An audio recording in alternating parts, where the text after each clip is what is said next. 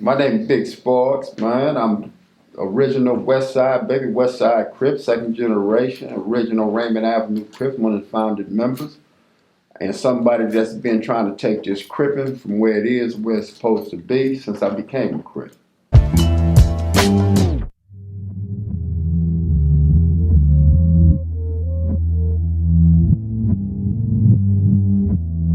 For the dime moves and the lokes, for the 6-4s on spokes, for the OGs that did a dime, came back around on parole, for the homegirls with the scrap game, little homies that gang bang, from Pelican Bay to YA, rearrange your mind frame. Yeah, I know what you've been through, shit you had to go tend to. Your mama gave birth on the turf. I was the founder.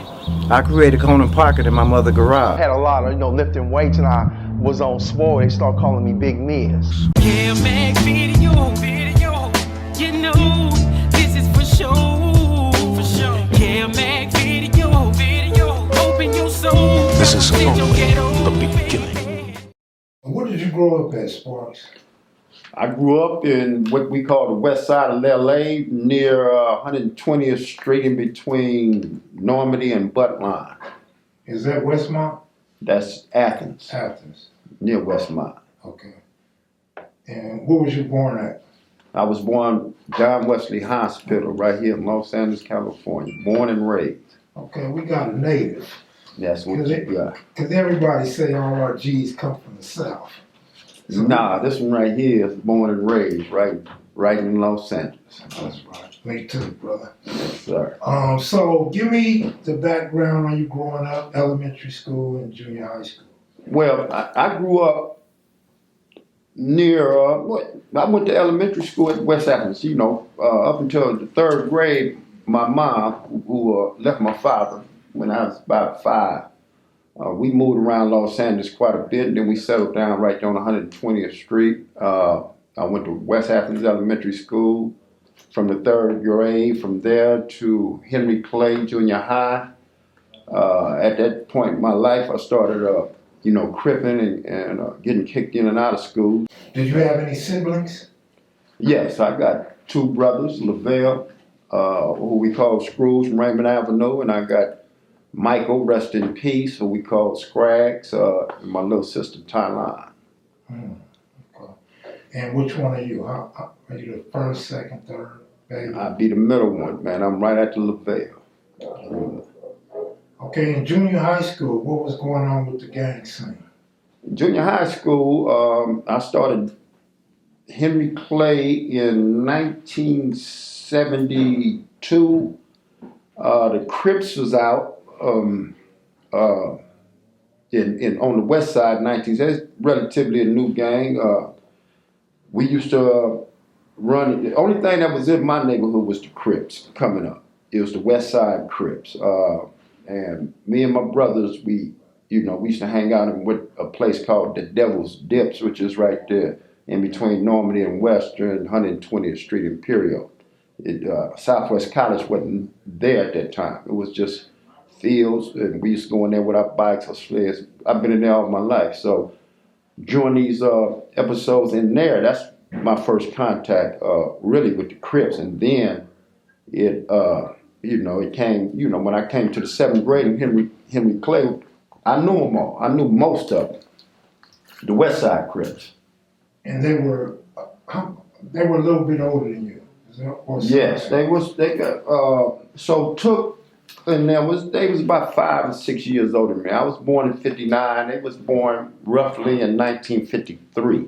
So that'd be all of them. Melvin, they was roughly about the same age. They were still pretty much teenagers, but they was about 6 years older than me, but I had to play. I was the little itty bitty dude that was, running behind them and stuff at the time with my little ears peeled and my blue rag in my back pocket. At what time did you notice or became aware that there were Crips on the east side? Immediately, once I became a baby West Side Crip, I got put on, I forgot Archie's little brothers and G-Man. I got fighting both of them, writing back up Jack in the Box, which is Baskin Robbins today. So it was like a no-brainer. I mean, they told us about the East Side. They really pretty much used to talk about the East Side, Raymond, Number One, Iron Man. So all those names were familiar to me by my OG homeboys. You see what I'm saying? Mac Thomas, Big Honcho, they were Big Bam. All of them names were, Calvin Woods. I can go on and on and on with these names from the East Side. These was East Side dudes. Some of them end up being West Side by way of Hoover, but these were names that was, that was ringing. Basically, who my homeboys frequently mentioned and who they told me about, especially Raymond. He was always somebody that was talked about on the West Side by the big homies. Did you ever get a chance to meet Raymond?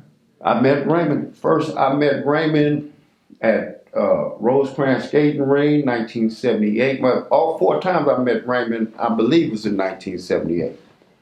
But the first time being at Rosecrans Skating Ring, second time being at a Crip meeting at Centinela Park, third time at a Crip meeting at Real Rogers Park. In fact, that Crip meeting with the Freedom of Information Act, I'm pretty sure if somebody go in there and get the footage that these sheriffs and these LAPD have of that meeting, they would have a treasure right there, because Raymond was right in the middle of that meeting. We had to basically get out of that meeting because it was just unfathomable to conduct with all the police surrounding us like they did.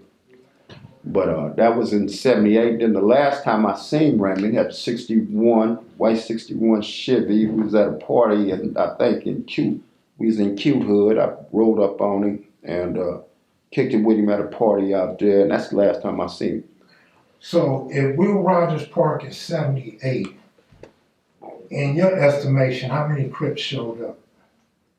Everybody showed up. In my estimation, at that one Crip meeting, it had to be 200 to 300 Crips at that Crip meeting at Real Rogers Park.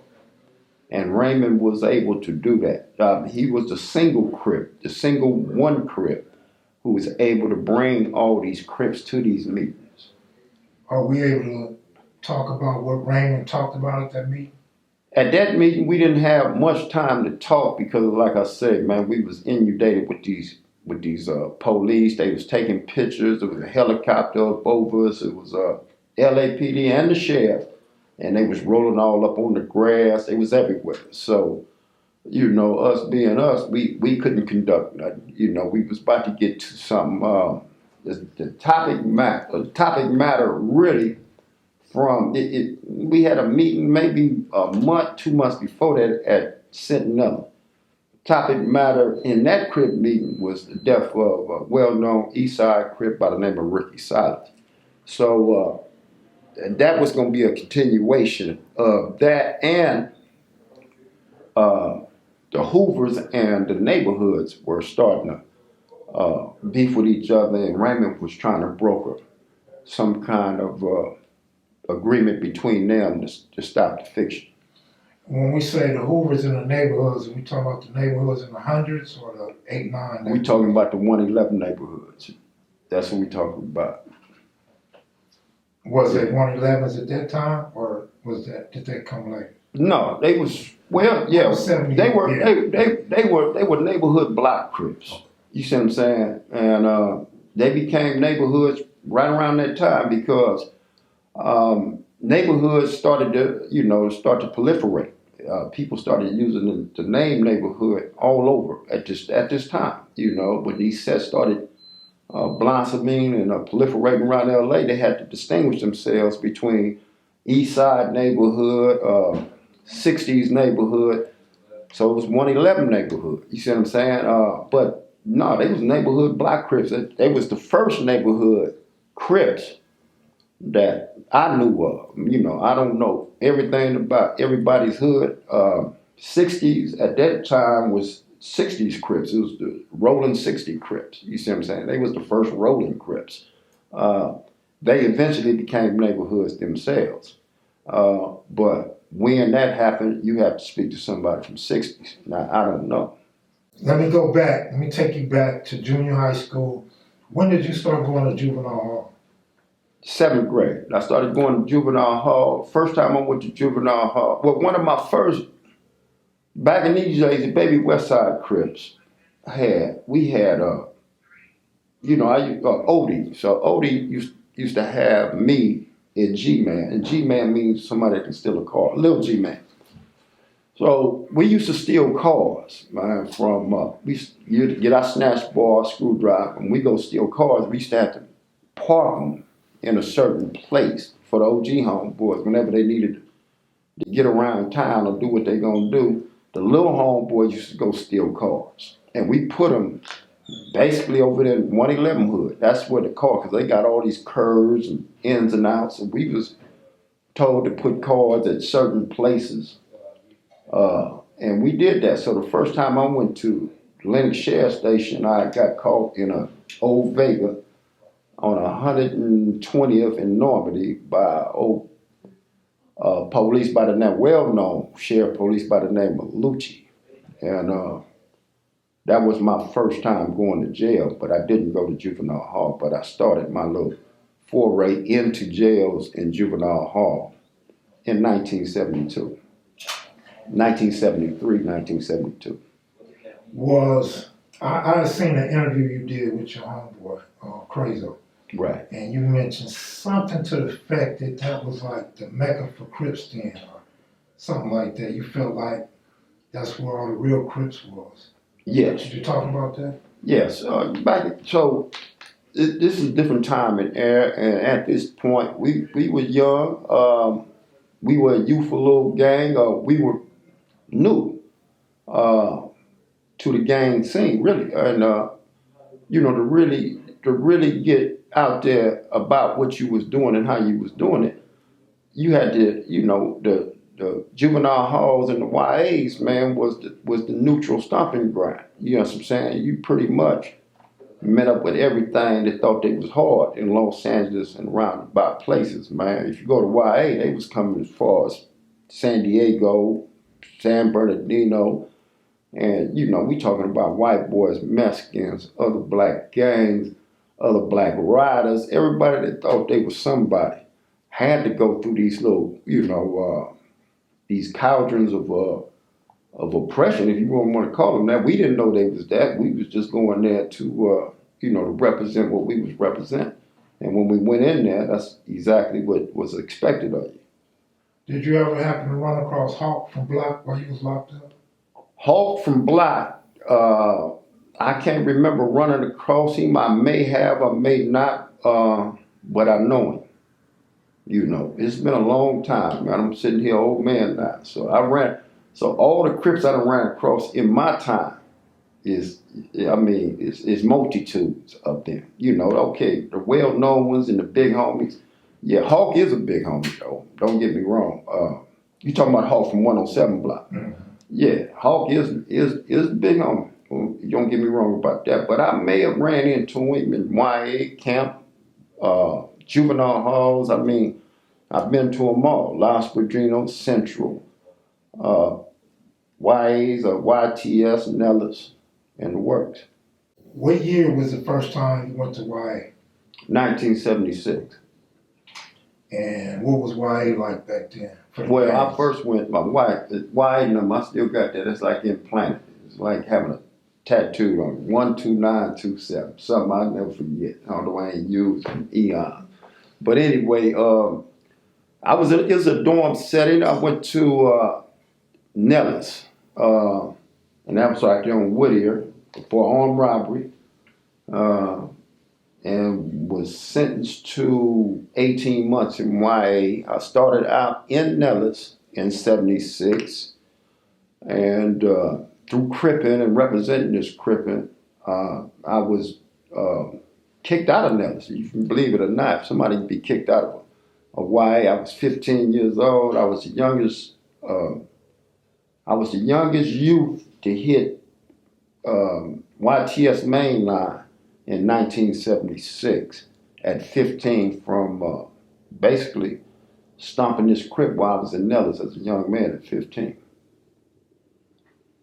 What was going on with the Southern Mexicans and the Bloods back then? Well, we didn't look at them as Southern Mexicans.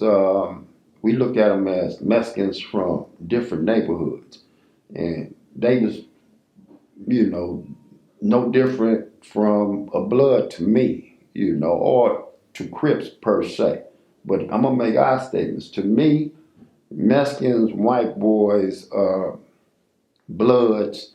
Matter of fact, anything that wasn't a Crip was fair game to me. You know, I was trying to test my knockout hand on anything that stepped to us. And Mexicans and white boys, they got the same treatment as Bloods when it came to going toe to toe.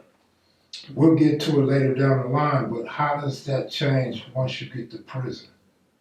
Well, Mexicans really changed once you get to YA. So they became a little bit more organized and unified.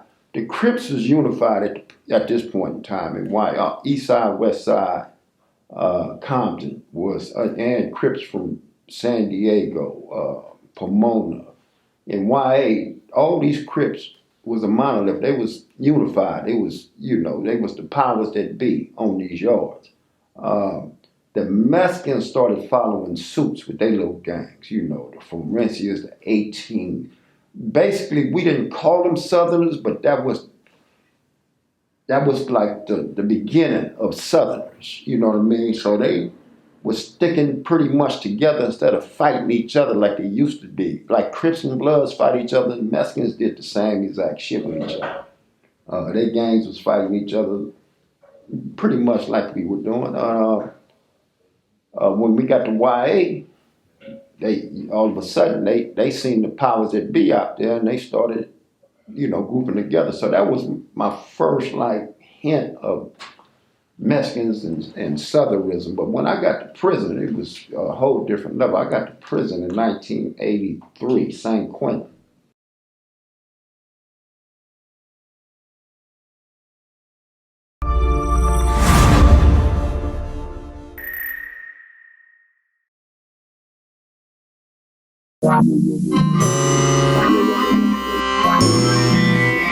Sitting reminiscing.